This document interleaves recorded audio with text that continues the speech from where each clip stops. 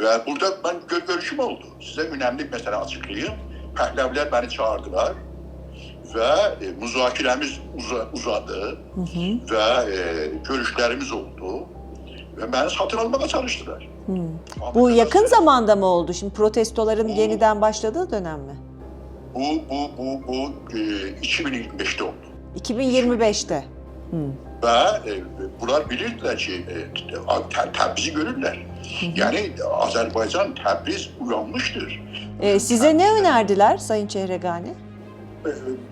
Bana onların emrinde olmağı ve Azerbaycan'a bir ne diyorlar, onların emrinde olarak Azerbaycan'a bir adını ne koyuyorsunuz? Vali koyun, standart koyun, gavurner koyun, hükümdarı koyun.